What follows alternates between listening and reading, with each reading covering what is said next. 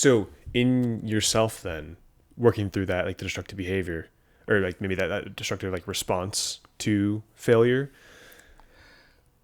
how does that work? How did that work for you? Oh well, I realized I was a hypocrite because I was Mm, not following what ultimately would be the advice or the guidance that I would give. Now, it wasn't really because when I saw it in myself how destructive or that the unhealthy stuff that I was doing for myself. Which quick side note there, I also can't knock that because I've I get called to play gigs. I play every weekend. it kind of worked. It worked, Hmm. yeah. It really did kind of work. So I can't knock that. I can't get rid of that without changing the ultimate results. And so I see the value of it. The question I always come back to is there a better way? Did we have to go over the cliff? Did I need to be that destructive? Is there a healthier way? Because maybe if I didn't spend so much time being as destructive as I was, at being as self-critical, maybe I could have achieved even more. Maybe I could have Mm. been a better musician, a more skilled. Maybe because I did have to waste some time just dealing with my own.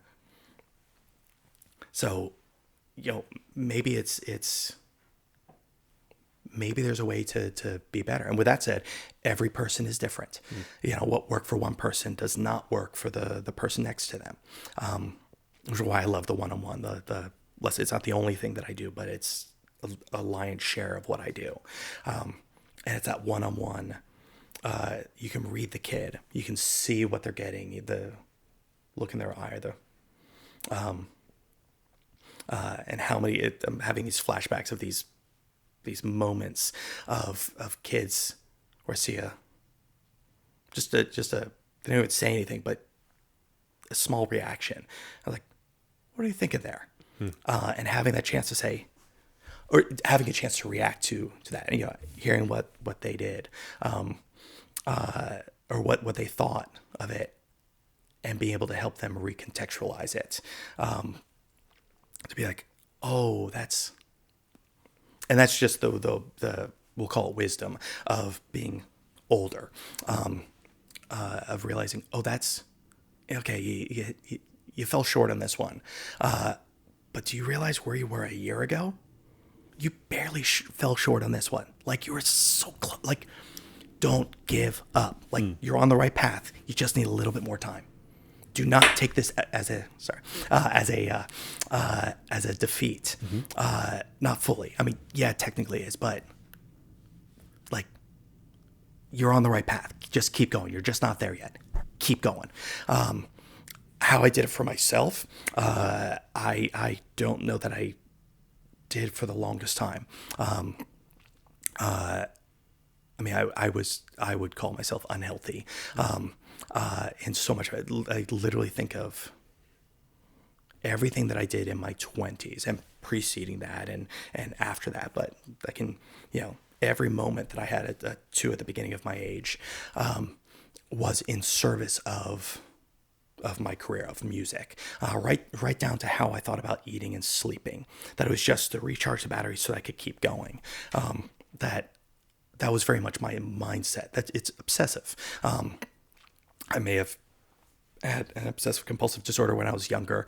That may or may not play into it, but I also still have those characteristics that that serve me. I never lose things because I can't walk through a doorway without subtly touching my legs to make sure my keys and my phone are in my pocket. The last time I thought I lost something was 2007. It was my planner, and it ended up ultimately. I'll spare the story, but it was exactly where I thought it was.